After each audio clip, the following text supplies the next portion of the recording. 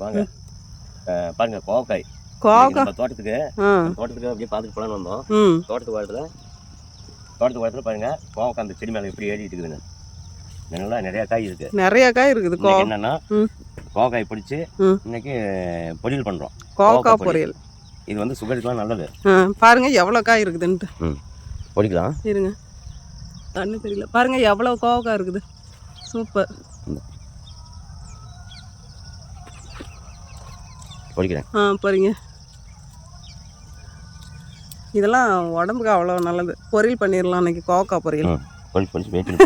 எதுவும் எடுத்துட்டு வரலங்க, அதனால பொடிச்சு.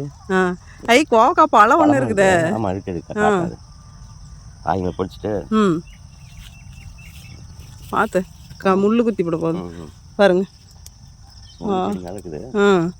இதை அறுத்துட்டாத செடியை பாருங்க. சூப்பராக ஃப்ரெஷ்ஷாக எவ்வளோ அழகாக இருக்குது. இந்தாங்க கோவப்பழம். கோவை பழம் அப்படின்னு சொல்லுவாங்க இல்லையா? சாப்பிடலாம், சூப்பராக இருக்கும். சாப்பிடுங்க. நீ கோவக்காய் பொரியல்.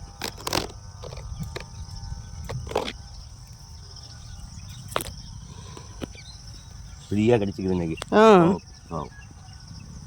எங்கே சீத்தா காய்க்குது? இன்னும் செவக்கணும். இன்னும் கொஞ்சம் செவக்கணும் சீத்தாக்காய்.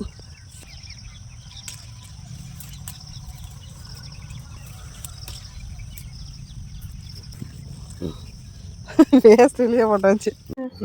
கொண்டு போவதனால வேட்டிலேயே பொடிச்சு போட்டு வந்துட்டேன். வேட்டிலேயே கோவக்காய் பொடிச்சு போட்டுட்டு வந்துட்டார்.